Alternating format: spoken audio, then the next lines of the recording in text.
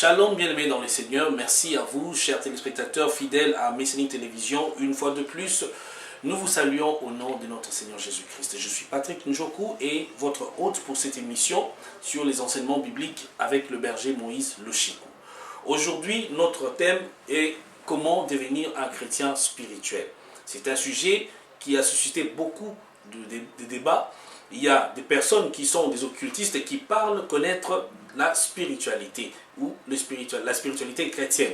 Mais aujourd'hui, avec l'homme de Dieu, nous allons avoir beaucoup plus d'éclairage sur ces sujets. Bonjour berger Maurice. Bonjour Patrick. Les gens parlent de la spiritualité.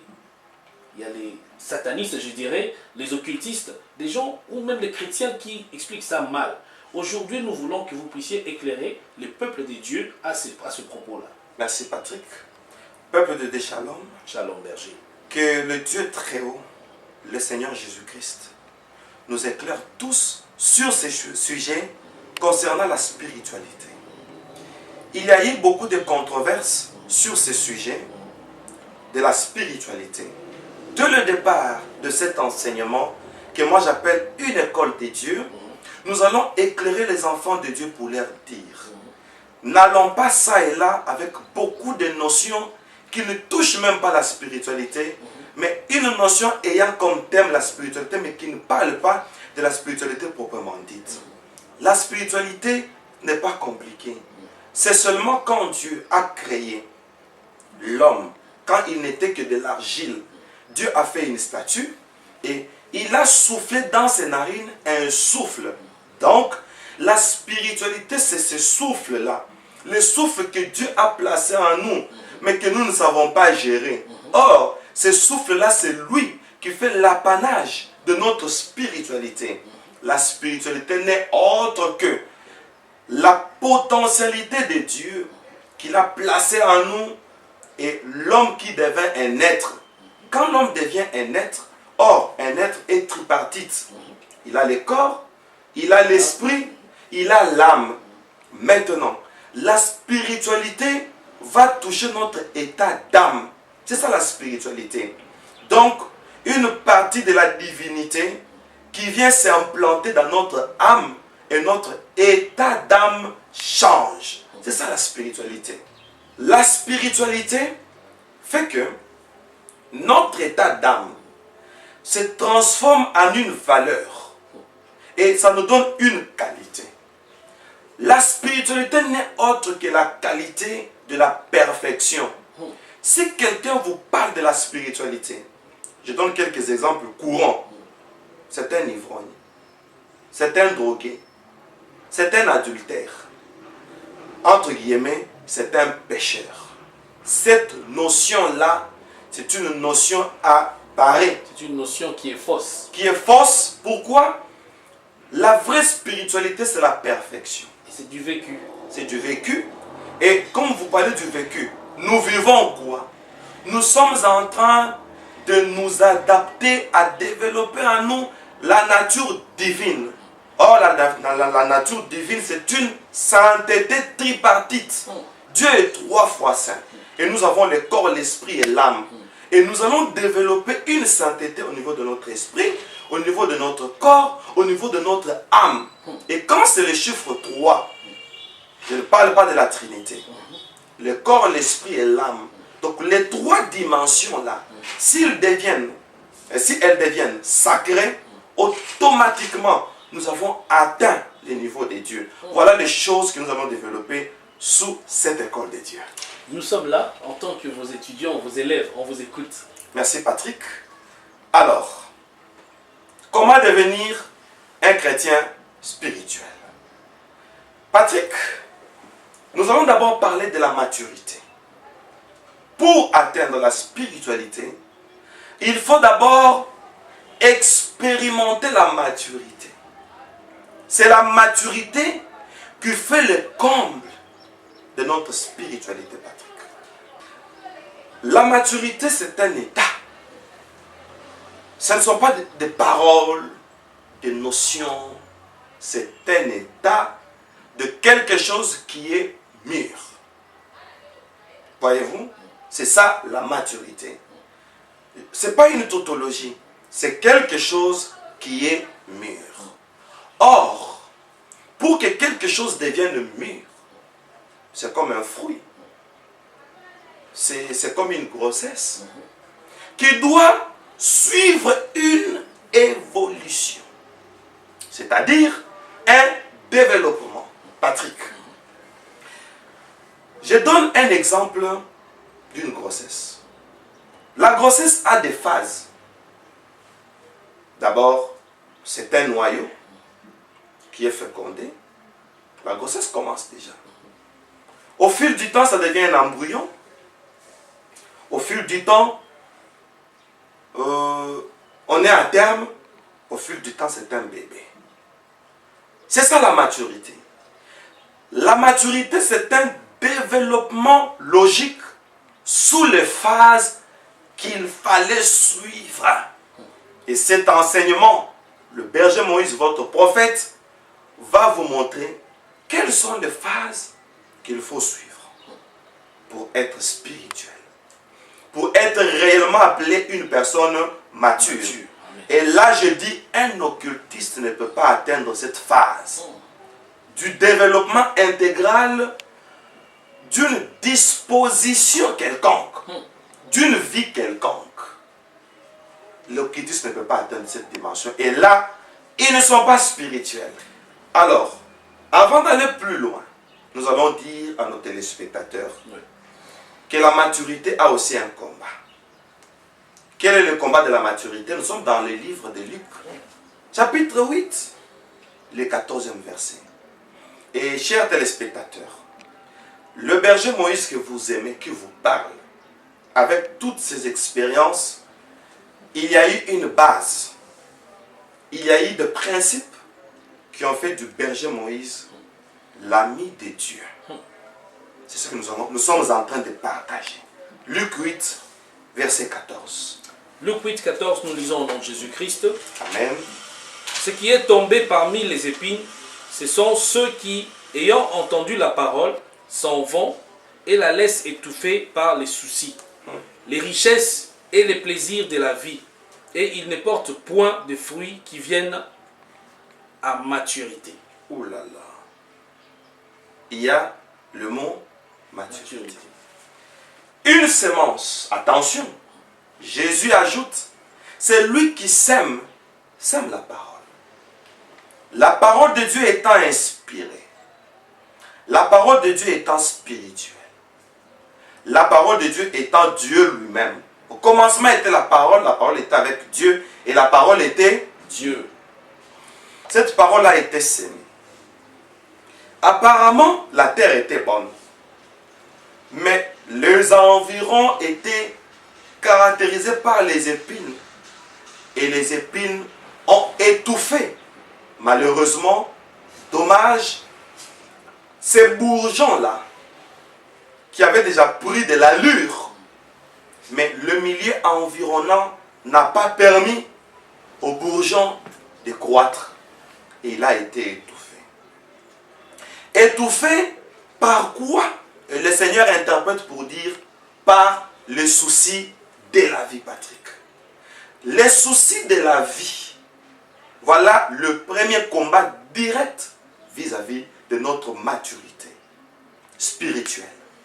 C'est-à-dire, les gens sont tellement préoccupés par les injonctions de la vie qui nous poussent à suivre, à travailler, à s'adapter à certaines réalités de la vie. Entre-temps, notre spiritualité est en train d'être étouffée et nous sommes en train de perdre certaines qualités.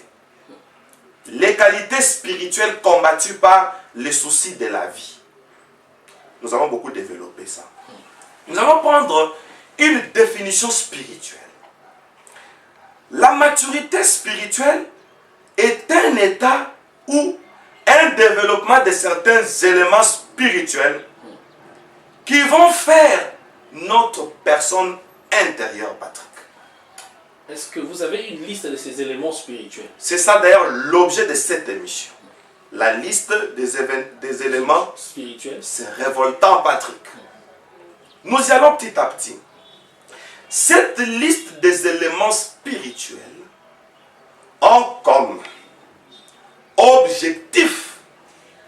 faire notre homme intérieur.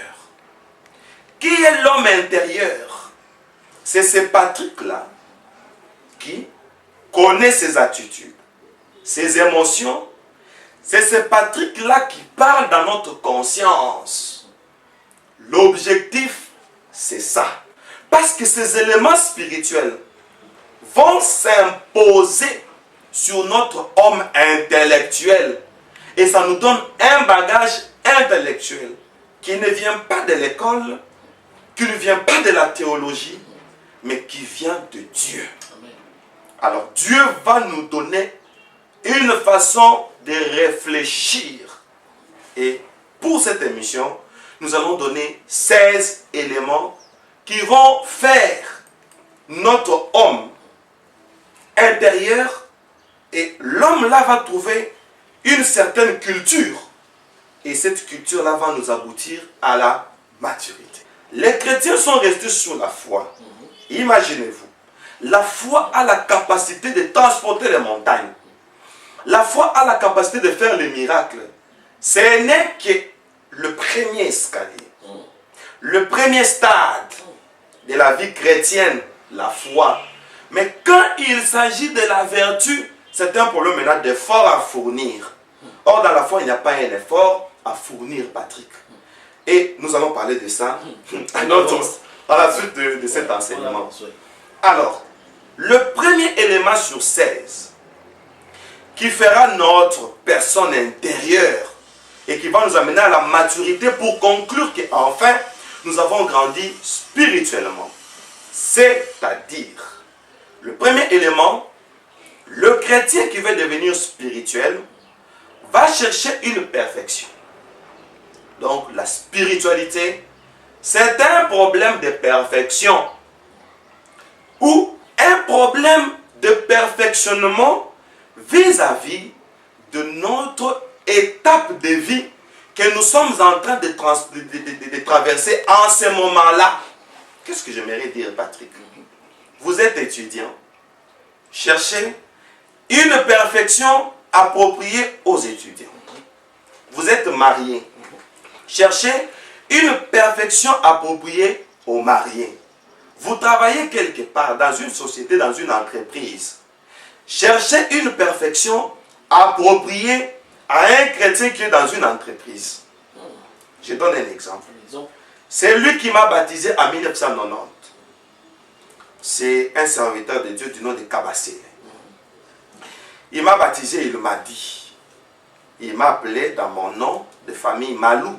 Il me dit, Malou, je vais te dire un truc. Les chrétiens pêchent parce qu'ils s'oublient. Et nous rentrons dans notre introduction. Les soucis de la vie. Vous êtes étudiant, vous oubliez que pendant les études, à l'université, au homme où vous êtes, n'oubliez pas que quoi que j'étudie, je suis chrétien. Vous étudiez, mais vous n'oubliez pas votre notion chrétienne. Vous faites les affaires. Vous entrez dans une phase de fiançailles. Malgré le fiançailles, n'oubliez pas. Vous savez, les domaines de la vie qui font que les chrétiens s'oublient. Premièrement, les études. Deuxièmement, le fiançailles. Le travail. Une réalité de la vie qui fait aussi qu'un chrétien s'oublie, la richesse.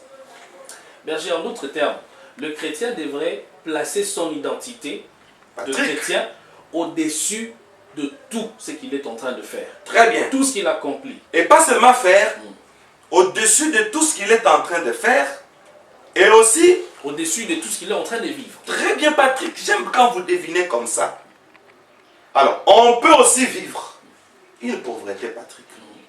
N'oublie pas que dans la pauvreté, tu es chrétien. Dans la richesse, tu es chrétien.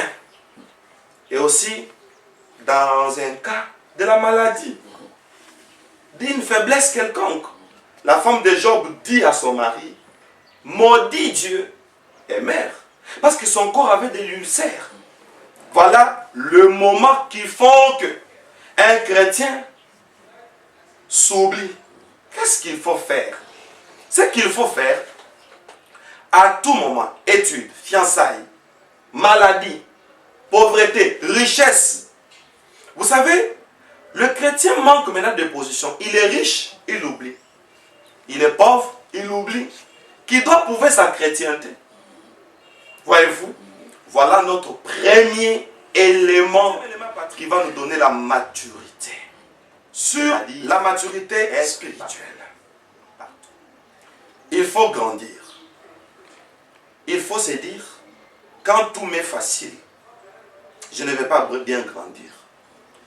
Quand je dois confronter les réalités de la vie, quand les vents contraires vont me faire décoller à contre-vent, un avion décolle à contre-vent. Il prend la direction du vent. Le vent qui vient l'aide à tourner ses réacteurs et de voler. Si nous atteignons cette dimension de dire, quand tout m'est facile, je mange dans de bonnes conditions, je dors, je me réveille dans de bonnes conditions, quand tout m'est facile, je ne vais pas grandir. Mais il faut qu'une douleur arrive pour fortifier ma foi. Il faut qu'un vent arrive, le vent du désert. Qui suis-je? Je suis un palmier qui est dans un désert. Je n'ai pas besoin de l'eau nécessairement. J'enfonce encore mes racines. Je découvre les arbres qui sont dans le désert. Ce sont les arbres qui ont les racines 2 fois que leur taille. J'ai connu un homme de Dieu qui disait, quand tout va bien, c'est que ça ne va pas. Oh Patrick, merci. Quand tout va bien, c'est que ça ne va pas. Il doit y avoir quelque chose. Il doit y avoir quelque chose, Patrick. Vous savez, la vie. Nous lançons cette image-là sur l'écran. Vous voyez cette image? Vous voyez ça? Une ligne qui est brisée. La ligne brisée qui est là. Chers téléspectateurs, vous voyez aussi cette ligne-là. La ligne brisée, c'est l'exemple d'un cœur qui vit. Si vous êtes malade, ça fait tant, on vous fait un ECG, un électrocardiogramme. Tant, on voit les oscillations à dents de scie. On sait que Patrick, son cœur continue à battre. Et ça fait tant, il y a une ligne droite. Continue. C'est qu'une ligne continue, c'est que Patrick est mort. Dans la vie, il faut qu'il y ait les hauts et les bas pour prouver que nous sommes en train de vivre. Amen. Dieu, un moment, permet que le torrent de Kérit sèche pour qu'on aille dans la ville de Sarepta. Et ça peut faire 5 ans, ça peut faire 10 ans. Pour dire chez Dieu, toute souffrance, toute situation difficile nous envoie quelque part. Il a fallu que Moïse entre en conflit avec Pharaon, comme ça qu'il soit chassé de l'Égypte, et qu'il cesse d'être prince, pour qu'il aille trouver Séphora, la femme de sa vie. Chez Dieu, qui perd gagne. Alors, une personne qui a besoin d'une maturité, il doit se dire, il faut que les moments difficiles m'arrivent afin que je puisse les défier. Et là, on connaît qui est le vrai Patrick quand Patrick manque à manger. Qui est le vrai Moïse quand Moïse manque l'argent pour payer le loyer. Votre réaction pendant les temps difficiles, c'est par là qu'on saura si on est chrétien mature ou pas. Il faut qu'on arrive à un moment où on n'a pas d'issue et qu'il y a un concubin qui vient proposer une femme pour sortir avec elle. C'est en ce moment-là que la femme-là va prouver si elle est mature ou pas, à partir de sa réaction, à partir de sa façon de défier le moment difficile de la vie. À partir de sa façon de défier les moments difficiles de la vie, mais aussi le moment où vous êtes dans l'abondance. Berger Moïse, qu'est-ce que vous dites de personnes qui, lorsqu'ils sont dans l'abondance, ils perdent le contrôle? Oh là là. Sont-ils des personnes non matures ou comment? Parce qu'il y en a qui, quand il manque, il est calme, il ne fait rien, il est un bon garçon, mais quand il a l'argent, il devient méconnaissable. Il devient méconnaissable. Il est un chrétien, bien sûr. Il fait de sa liberté un libertinage.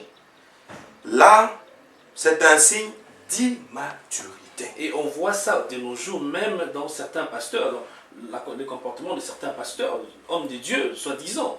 Une fois qu'il est béni, Une fois qu'il est béni, il devient polygame. non seulement polygame, en tout cas, il devient autre chose que ce qu'il était. Méconnaissable. Là, vous savez, Patrick, la vraie maturité, c'est quand on est en face des difficultés. Là, on montre de qui on a affaire, à qui on a affaire. Ça, c'est le deuxième élément. Passons au troisième élément. Le troisième élément, une personne mature qui a besoin d'une spiritualité à sa place, c'est dit toute personne, quelles que soient les opportunités qu'elle peut m'apporter, mais si elle commence à me dérouter de mes ambitions spirituelles, je dois me séparer d'elle. C'est le troisième principe. Même un patron qui me paye bien, je mets 50 000 euros, 50 000 $. Moi, je dois arrêter pourvu que je garde mon principe spirituel de la perfection de l'âme, l'état d'âme. Ça, je pense que ça va droit aux jeunes filles ou Tout à fait. aux femmes qui sont célibataires, mais qui sont engagées. Même le mari aussi. Qui ont plusieurs fiancés en même temps, mais qui prient pour que le Seigneur puisse lui donner un mari à elle. Ces jeunes femmes doivent commencer par faire quoi, berger? Ils doivent d'abord se séparer de tous les soi-disant fiancés, rester seuls. Rester seul et accepter de ne pas prendre leur présent, leur cadeau, leur don, leur surprise. Et quand ils insistent, Il ne faut pas prendre, il faut dire merci. voilà. Alors, Patrick, oui. Non, c'est toujours. Quatrième notion sur 16. Donc, nous parlons d'abord de la maturité spirituelle. C'est pourquoi j'ai dit au début, la spiritualité, c'est un état d'âme. Il y a eu trop de notions où les gens se sont retrouvés, excusez-moi de dénoncer, dans les yogas. Non, c'est pas ça. La spiritualité, c'est vie. La spiritualité, c'est une qualité intérieure. La spiritualité, comme quatrième élément qui va faire de nous des personnes spirituelles, c'est-à-dire quand on reçoit une pensée qui est bonne, on reçoit une inspiration et aussi une aspiration, qui veut dire un désir. Sitôt on aspire, sitôt on agit. Sitôt on aspire, on va en action. Une personne pareille, un chrétien pareil, nous lui donnons un qualificatif, c'est-à-dire un chrétien prompt. C'est-à-dire, sitôt il est convaincu de faire quelque chose, sitôt il l'a fait. Il est convaincu de prier, sitôt il s'élève. Il est convaincu à lire la Bible, sitôt il la lit. Il est convaincu à donner sa dîme, sitôt il le donne. Donc, il est prompt à ce qu'il reçoit comme pensée de la part du Seigneur. Sitôt il fait. Alors, quelqu'un qui reçoit une pensée et qui agit immédiatement, c'est une qualité, c'est une des vertus qu'il faut avoir, bien sûr, en tant que chrétien, Oui. mature. Et sitôt il fait. Le fait d'être prompt ainsi, ça lui donne une qualité d'une maturité. Et automatiquement, c'est ça déjà la spiritualité. Patrick, Cinquième élément, berger. cinquième élément. La spiritualité, c'est vie. Et c'est comme ça que ça se vit. Cinquième élément, alors, on ne se contente pas seulement d'un certain âge quelconque dans le Seigneur. Non. Comme moi. Moi, j'ai déjà 30 ans. Vous savez ça? Dans le Seigneur. Dans le Seigneur. Oui. J'ai 30 ans dans le Seigneur. Depuis que je me suis converti, il y a 30 ans, je ne suis pas tombé dans la foi. Je n'ai pas vécu dans les concubinages. Je n'ai jamais pris de la bière. Pas d'alcool. Pas de concubine. Le ciel me voit. Imaginez-vous. 30 ans. Et la maturité spirituelle, ce n'est pas les 30 ans là. Non. La maturité spirituelle, c'est l'expérience vécue avec Jésus pendant 30 ans. Ce n'est pas les 30 ans. Dans les 30 ans là, qu'est-ce que vous avez expérimenté? Quel exploit vous avez apporté? Vous avez vécu avec Jésus. C'est ce qui compte. Pendant les 30 ans, Oui. vous avez des expériences que vous aviez vécues avec les seigneurs. Oui. Ce sont ces expériences-là. C'est ça la C'est ça, maturité. C'est-à-dire, j'ai 30 ans en Jésus et pendant ces 30 ans, j'étais redevable à la bière et j'ai abandonné la bière. C'est une expérience pendant les 30 ans. Pendant les 30 ans, j'ai été harcelé par les femmes. Je n'ai cédé à aucune d'elles. C'est ça les expériences pendant les 30 ans, Patrick. Alors c'est ça qu'il faut plutôt exhiber. Et non seulement les années passées en tant que chrétien. Oui. Ok. Et pendant ces années-là, qu'est-ce que vous avez fait? Qu'est-ce que vous avez apporté dans l'œuvre? Voilà, 6e élément, berger. 6e élément, Patrick. Un chrétien mature, il fait parler plus ses actes que ses paroles. Oui. C'est-à-dire, il parle moins, mais il agit plus.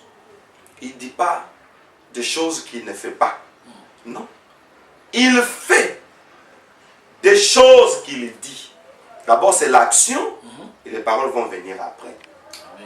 C'est ça. Un chrétien mature, il va plus se dire j'aime agir que de parler. Ce sont les actes qui parlent. Voilà, plus les actes que les paroles. Voilà. Ces paroles sont silencieuses. Ces paroles s'expriment plus dans les actes. Il y a des gens qui font ça déjà. Il y a, comment dirais-je, un peuple, je dirais, un peuple anglophone. Les anglophones sont pareils. Ils agissent plus, ils parlent moins que les francophones. C'est un constat que j'ai fait. Plus c'est l'action. Il prie plus. Il lit la Bible plus. Il va plus à l'église. Donc lui, ce qui lui intéresse, c'est la pratique de ses dévotions. Vous savez, un chrétien doit avoir certaines dévotions qu'il va respecter. Telles que la prière, la lecture, l'assiduité au temple, etc. On doit plus vous voir à l'église, comme vous avez dit, l'assiduité au temple, Oui. qu'ailleurs. Qu'ailleurs. Voilà. Ça compte déjà. Oui. Et Patrick, 7e élément pour un chrétien mature, il s'est dit, je suis responsable de ma vie chrétienne. Et quand on est responsable de sa vie chrétienne, on prend tous les atouts possibles pour que dans la particularité, qu'on exerce quelque chose. C'est-à-dire, il prend sa vie chrétienne en charge. Comment prendre sa vie chrétienne en charge? Prenez tous les atouts possibles qui peuvent vous contribuer à votre vie chrétienne. Cherchez des prédications. Suivez. Entrez dans YouTube des pasteurs qui peuvent vous convaincre. Cherchez votre cahier de la croissance chrétienne. Des livres qui expliquent. Des livres. Et ce qui vous convainc, vous souturez, vous écrivez, vous réalisez, vous convertissez ça en prière. Vous écoutez des chansons chrétiennes, des films chrétiens, où vous prenez en charge spirituellement. Maintenant, l'Éternel devient quelque chose de bien pour vous. Il commence à trop vous préoccuper. Et vous vous dites, maintenant, comme je me prends en charge, si je tombe, ce n'est pas que quelqu'un m'a fait tomber. Comme Adam, pourquoi tu as mangé le fruit? Il dit, la femme que tu as mis à côté de moi. Mais avant que la femme soit là, même toi et moi, nous avons causé Adam. Je pense que c'est ce que Dieu se disait. Mais nous avons causé. Mais la femme est venue après. Donc, un chrétien mature, il n'accuse plus les autres. Pour dire que je suis tombé, c'est parce que cette fille-là était mal habillée. Oui, elle était mal habillée. Il ne fallait pas l'envier. Paul dit, et Job dit, quand je vais tourner mes regards envers une vierge, je ferme mes yeux. Job a dit ça.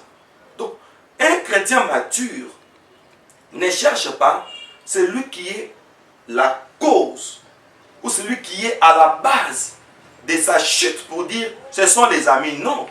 Un chrétien mature se dit, si je suis tombé, c'est parce que j'ai cédé. C'est parce que j'ai toléré. Et quand on se dit comme ça, qu'on soit tenté ou pas, on ne cédera pas. Amen. Amen. Et le prochain élément? Le prochain élément, c'est le 8e. C'est-à-dire, on doit se dire que mon passé ou mes erreurs ne doivent pas seulement rester un sujet de culpabilité.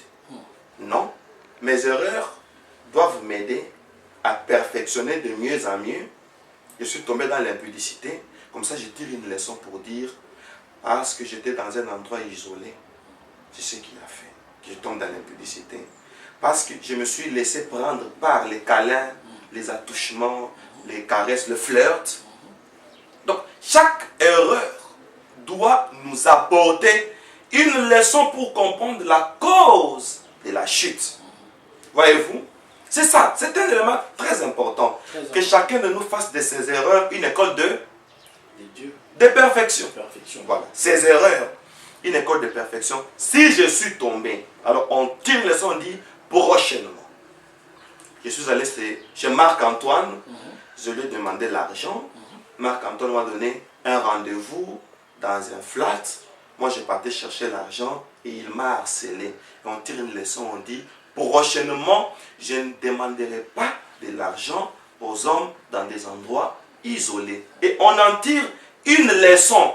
Et ce mode de vie-là, c'est ça la maturité. Et cette maturité commence à élever votre niveau spirituel. Et c'est ça la spiritualité proprement dite. 9e élément, berger. 9e élément, Patrick. Une personne mature se dit, je cesse maintenant de me justifier. C'est-à-dire, je m'engage à affronter les réalités. C'est-à-dire encore, je lance un défi vis-à-vis de mes faiblesses. Je prends le temps comme témoin. Je prends qui? Le temps. Le temps comme témoin pour dire, je vais prouver au temps que le Moïse qui était servile, c'est-à-dire qui était esclave hier, le temps sera mon témoin pour dire la fois prochaine, celui qui est tombé, il sera un homme dynamique. Un homme dynamique. De demain.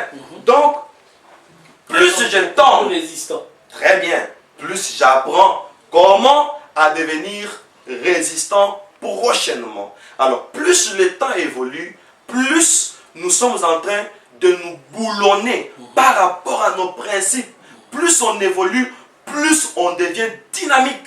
On prend le temps à témoin. Wow. Patrick. Oui, 10e élément. On s'est dit, maintenant, je cesse de souhaiter les choses. Je commence à concrétiser les choses. Ça veut dire quelque chose? Oui. Qu'est-ce que vous comprenez pas? Une fois que vous avez l'initiative, on reste pas seulement dans les souhaits. Voilà. Oui. Vous entrez en acte. Pour concrétiser. Les souhaits qu'on a, plus on reçoit, plus on rend cela concret. C'est le 10e élément. Et 11e élément, 11e élément, Patrick. Pour devenir mature, on fait un effort. C'est-à-dire, on s'est dit, maintenant, j'ai la capacité de comprendre les choses. Au lieu de me battre avec des situations. Je donne un exemple. Une situation peut arriver. On a 40 ans, on n'est pas encore marié. Ne te bats pas avec le célibat. Dis-toi, c'est une situation où l'homme de ma vie est lié peut-être par un temps, par un milieu, par une circonstance. Et j'attends. Est-ce que pendant que vous attendez là, vous attendez dans l'attitude de la prière, vous vous demandez ou vous priez normalement tout en espérant que ce que vous désirez dans votre cœur finira par venir? Non, la Bible dit recommande ton sort à l'Éternel et tes projets réussiront. Donc on attend dans la prière. On attend. Patrick, on ne doit pas se battre. J'ai toujours dit, vous connaissez cet adage. Quand on n'a rien fait pour mériter quelque chose, il ne faut rien faire pour s'en échapper. Il faut toujours comprendre que mes parents sont vieux. Mes parents n'arrivent plus à travailler. Et moi, je suis victime. Donc, j'attends. J'attends mon temps. Et c'est tout. Je ne me force pas. Oui. J'attends. Ce que Dieu a prévu pour moi, c'est tout. Parce que si on force, on entre dans l'immaturité, nous allons brûler les étapes. Parce que vous connaissez comment le berger Moïse a commencé. J'ai commencé mon ministère, j'avais 2 pantalons et 3 chemises. Je ne prêchais jamais le matériel. J'attendais. Je ne dois pas me battre avec cette situation. Dieu savait. Et aujourd'hui? Aujourd'hui, je ne voudrais pas dire comment vous êtes habillé. Oh. Combien de pantalons, combien de costumes vous avez. Je ne voudrais pas dire ça. Alors, on ne doit pas... Je ne me suis pas battu. J'ai attendu mon temps. Il y a un temps pour tout. Alors, 12e principe sur 16, nous évoluons bien. Alors, une personne mature, il sait facilement faire ça. Tourner la page à toute relation qui me fait éloigner de mes principes adoptés. Oui, Patrick. J'adopte un principe de vivre dans la perfection. Mais j'ai une relation qui m'éloigne de mes principes. Alors, je tourne la page. Je n'y rentre plus. Je sais facilement oublier. Et une personne mature trouve ses principes plus importants que les opportunités de la vie. Mieux vaut perdre une opportunité qui m'éloigne de mon Dieu. Ça ne Mais sert à il rien. faut définitivement appliquer ces principes. Oui. Sans pour autant sortir de vos voies. Oui, sans pour autant sortir de vos voies.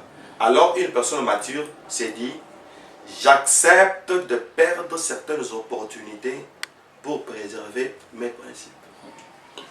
Ça, on comprend de qui on parle et comment résoudre cela. 13e élément. 13e élément, Patrick, ce sont les éléments qui font... C'est ça l'état d'âme. Les gens sont allés loin pour rien avec la spiritualité. Pour rien. Alors, le 13e élément, c'est-à-dire, j'ai choisi le temps comme un nouveau professeur. C'est-à-dire, si je cherche quelque chose qui est lié dans le temps, alors je respecte le pouvoir du temps. Je n'arrache pas ma bénédiction au temps, mais je laisse au temps le temps de me donner ma bénédiction. Que faire pour ça? La patience. Le monde dit, la patience est amère, mais elle a des fruits délicieux. Sinon, Patrick, nous allons nous marier avant. Sinon, Patrick, nous allons faire certaines choses avant le temps.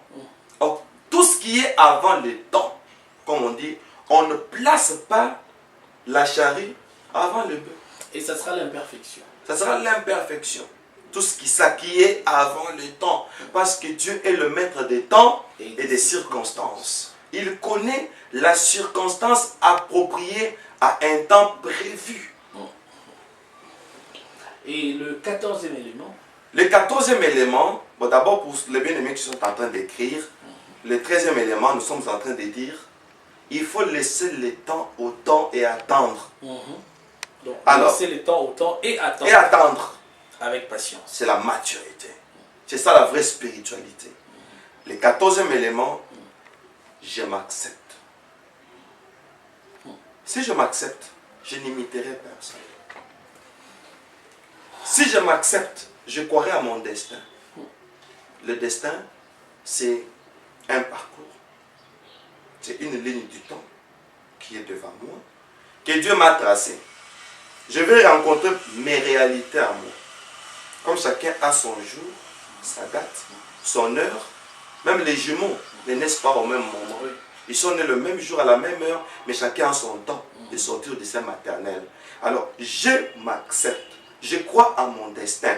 Alors, je marche progressivement, étape par étape, pour devenir ce que le temps m'a réservé plus tard.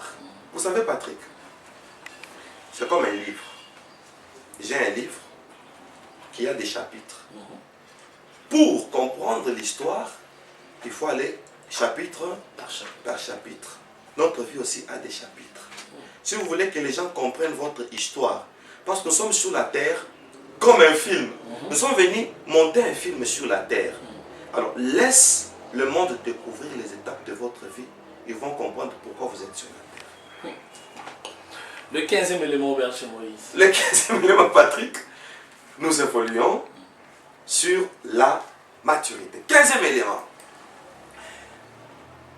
Une personne mature, il s'est dit, mon vrai moi, c'est mon moi intérieur. Celui qu'on ne peut pas voir. Celui qui cache les sentiments. Celui qui, la bouche peut dire non, mais lui intérieurement il dit oui. La bouche peut dire oui, mais lui intérieurement il dit non. Le moi intérieur qui peut aimer sans que l'on sache qu'il a aimé. Il peut refuser quelque chose, mais il la gère intérieurement. Alors, une personne mature, il s'est dit, je dois plus développer une force afin d'interdire à mon moi intérieur et de ne pas lui donner certaines libertés. Nous allons réfléchir. Moi, dans le domaine médical, on m'a appris ceci. Sur le moi et le surmoi. Ce n'est pas philosophique. Le moi et le surmoi. Le surmoi. Moi, je peux dire que je n'aime pas ça. Ok? Oui. Le ça, je crois que les philosophes ont aussi parlé de ça. Je ne suis pas là. Le ça, c'est-à-dire ça peut remplacer une femme, ça peut remplacer un homme, Ou un acte ou une dépendance. C'est ça le ça. Moi, je n'aime pas ça. Ok? Et en dehors, le surmoi aime ça. Il vous fait rêver en train de faire ça. Vous comprenez? Oui, bien sûr. Le surmoi. C'est ça mon moi intérieur. C'est lui. Oui, Patrick, allez-y d'abord. Le surmoi qui est l'homme égaux à l'intérieur de nous, comment faire pour développer ces aptitudes spirituelles? Très bien, Patrick. Comment faire? Il faut être fort. Et qui est un homme fort? Un homme fort, c'est celui qui use de sa force afin de combattre ses dépendances, ses penchants, ses faiblesses qui nous poussent à faire ce qu'on n'aime pas. Et le fait de se maîtriser et vivre dans une tempérance, c'est ça un homme fort. Et c'est ça la maturité. Vous avez dit cet homme doit faire des efforts. Des efforts. Pour combattre ces choses. Combattre ce qu'on n'aime pas, mais que le surmoi aime pour nous dominer. Moi et le surmoi, c'est toujours moi. C'est-à-dire quelque chose que je n'aime pas. Mais en moi, il y a une loi qui s'impose à me faire aimer ce que je n'aime pas. Comme Paul dit, je veux faire le bien, mais je me retrouve dans le mal.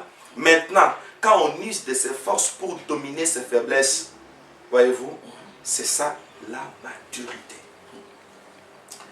C'est ça la maturité, Berger Moïse. Et nous sommes en train de parler de comment être un chrétien spirituel, un bon chrétien spirituel. Et par rapport à ce qui a été défini comme étant la spiritualité, chez les occultistes ou partout ailleurs, vous voyez, nous voyons déjà que c'est vraiment une définition complètement différente. Donc, les occultistes ont tapé à côté. Parce que moi, j'ai vécu avec des occultistes dans ma famille où il prétend être spirituel, mais il prend de la bière. Il prétend être spirituel, mais il est impudique. Il prétend être spirituel, mais il est dans la débauche. Automatiquement, toutes ces notions-là tombent caduques. Les vertus qui nous poussent à devenir des hommes spirituels doivent être fondées sur la parole de Dieu. Les interdits, oui, et les choses que Dieu accepte. Alors, une parole de Dieu qui nous rend parfaits. C'est ça la vraie maturité qui nous rend spirituels, Patrick. Et enfin, enfin, il y a un 16e élément. Oui. Le 16e élément, enfin, l'art de développer le sang-froid. C'est-à-dire, quand rien ne marche, on se dit tout va bien. On n'a pas mangé, on se dit pourquoi nous sommes agités. Tous les ministères que vous voyez, ce n'est que de l'agitation parce qu'on veut gagner la confiance du peuple afin que le peuple soit à leur merci. C'est de l'agitation. Mais une personne mature, moi les gens m'appellent. Ceux qui m'appellent, ils sont là en train de me suivre. Ils m'appellent, Berger Moïse, c'est ça ma dîme. Berger Moïse, c'est ça mon soutien pour les ministères. Mais ce n'est pas le sujet de notre prédication. Comme maintenant, là, est-ce que c'est ça le sujet de notre prédication? Non. Nous prêchons sur la croissance chrétienne, la croissance spirituelle. Comment devenir un chrétien spirituel? Mais nous avons des besoins. Oui. Nous avons des besoins. Comme ici où nous sommes, dans ces studios, ce n'est pas climatisé. Non, c'est pas climatisé, c'est pas acoustique non plus. C'est pas acoustique, il y a du bruit de Vous l'extérieur. allez remarquer qu'il y a des bruits qui viennent de l'extérieur, qui entrent là où nous sommes.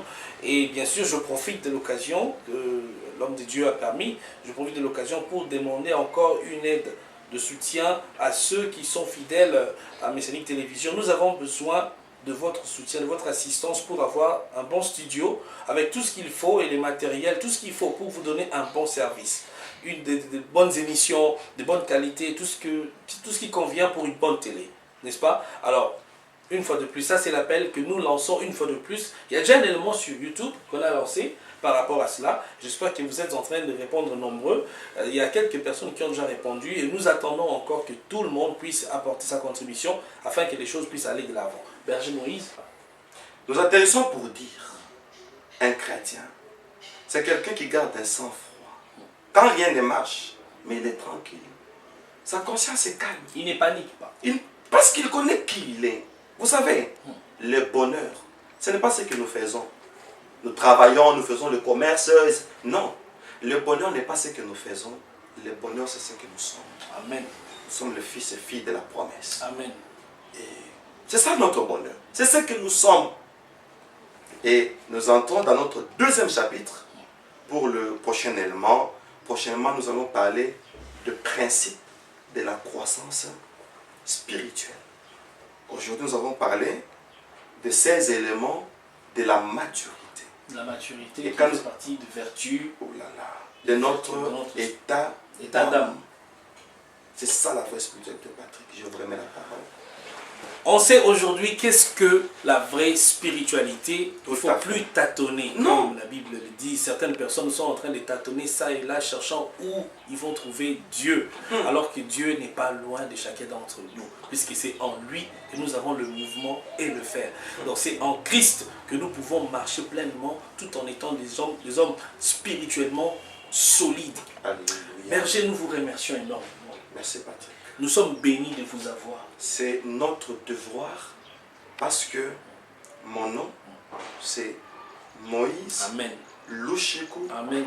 Malo. Amen. Moïse, c'est un libérateur. Oh. Lushiku, c'est celui qui se lève les derniers. Amen. Alors, je me lève en dernier au temps de la fin comme un dernier prophète. Amen. Je ne colore pas la liste, mais je suis parmi les prophètes du temps de la fin qui viennent remettre le point sur les i, le train sur les rails. Cet homme de Dieu, nous ne faisons pas la publicité du berger Moïse. Nous sommes toujours en train d'élever le nom de Jésus au-dessus de tout nom. C'est vraiment l'homme de Dieu qu'il faut suivre.